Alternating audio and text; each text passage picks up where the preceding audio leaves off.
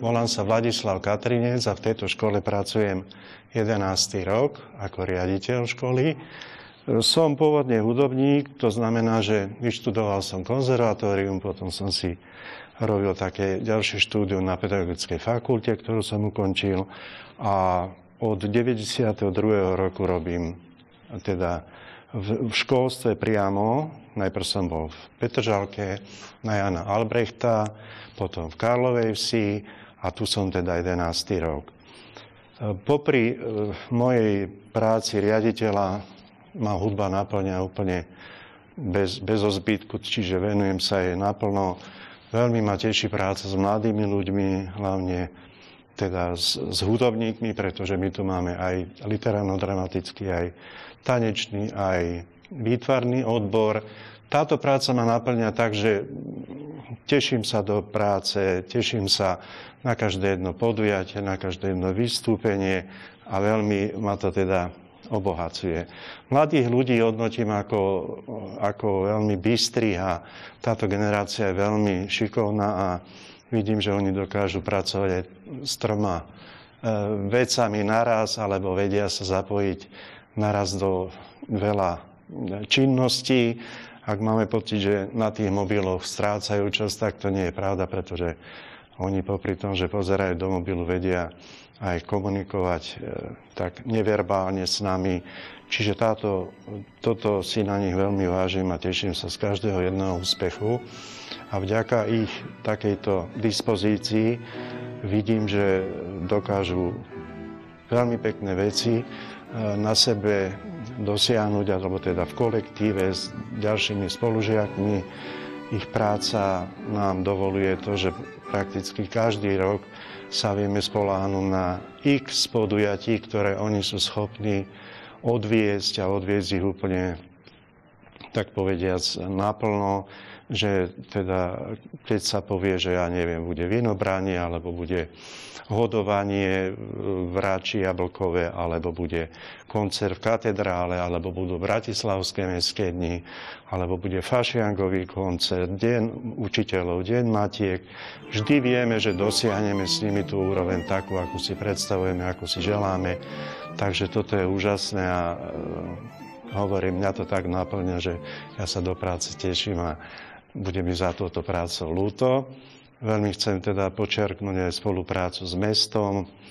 Nenatrafil som, alebo nezažil som v mojej práci, že by ma boli odmietli s nejakou požiadavkou, alebo by nevyšli v ústrety. Či to bolo na magistráte, alebo tu v mestskej časti. Jeden pán starosta Pielínsky, druhý pán starosta Drotován. Vždy to bolo o veľkej spolupráci, o ústretovosti a hľadaní všetkých možných možností, aby sme dosiahli toho cieľa, ktorý teda sme chceli, alebo ktorý som im navrhoval. Zvlášť by som chcel počiarknúť spoluprácu s pani Jolanou Fogašovou. To je solistka Národného divadla, kto by ju nepoznal, ale verím, že ju každý v Rači aj na Slovensku pozná. S ňou sme pred 10 rokmi začali pracovať na takom spoločnom projekte s tým, že ona nám zabezpečila vždy veľmi dobré zázemie. Táto tradícia mala tak vysokú úroveň, že v Bratislave neviem, či by sme mohli menovať nejakú mestskú časť alebo iné takéto podujatie s takou bohatou tradíciou a s takou vysokou úrovňou, za čo chcem aj pani Jolanke Fogašovej veľmi pekne poďakovať. Tak pána riaditeľa Vladislava Katrinca ja poznám v podstate 11 rokov a pamätám si svoje prvé stretnutie s ním tak, že prišiel pre mňa na električkovú zastávku, keď som išla robiť pracovný pohovor, čo som bola veľmi milo prekvapená z takejto ústretovosti. A následne som bola prijatá tu do školy ako učiteľka klavíra a potom aj základov hudobnej kompozície a veľmi sa teším, že škola bola taká ústretová, ako aj pán riaditeľ, že mi tu tento odbor otvorili. Ja som tu, teraz to bude 8. rok, čo pôsobím na tejto škole a skúsenosť s pánom riaditeľom mám tak, že pre mňa je to neskutočne vzácny človek. To z dôvodu toho, že necháva naozaj každého z pedagógov tvoriť úplne slobodne, s tým, že jednoducho chodíme, poradíme sa o veciach, o akciách. Viem, čo som tu teda tých 8 rokov, čo akcia, tak nikdy asi nedokázal povedať ľuďom, že nie, že nemôžeme. Vždycky má snahu každému vychádzať ústrety. A nemyslím si, že je to len navonok. Je to naozaj aj tuto vo vnútri a vďaka tomu si myslím, že tá škola prosperuje, pretože on má obrovský dar ľudí spájať, nie rozdielovať. Od tohto stola som pracoval a chodil medzi ľudí. Tu som sa veľmi dobre cítil a prajem si, aby aj nastupujúce vedenie školy, nastupujúci pán riaditeľ, keď príde, aby tu prežil také pekné roky ako ja. Keď sa obzriem dozadu, tak hovorím, že mal som šťastie na dobrých ľudí, na dobré prostredie, mal som šťastie na pekné a vzácne deti a mladých ľudí. Ďakujem pekne. Tak pre mňa ako začínajúcu kultúrnu referentku, ktorá nastúpila na miestny úrad na oddelenie kultúry, bolo jedným veľkým šťastím, že som mohla rozbiehať moju spoluprácu v tomto odbore s Vládkom Katrincom, ktorý bol veľmi nápomocný, láskavý. Vždy si spomeniem na jeho slova, že keď som telefonovala a nejaký program sme dohodoli, áno, Daninka, samozrejme, nie je problém.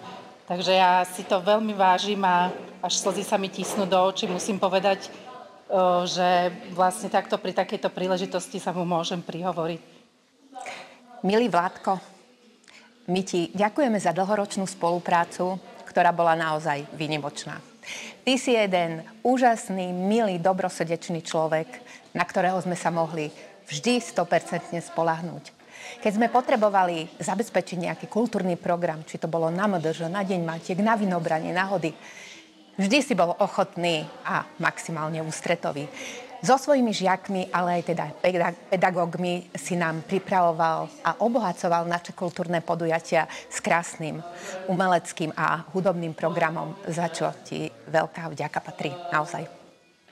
Takže Vladinko náš, jak si nás ty nazýval, Katinkou a Daninkou, prajeme ti všetko dobré, zo srdca ti prajeme krásne časy ešte pri tvojej ďalšej sfére a pri tvojich ďalších činnostiach, akých si tvojich plánoch, aké si predstavuješ.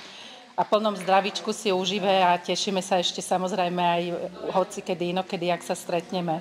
Ďakujeme. Ďakujeme.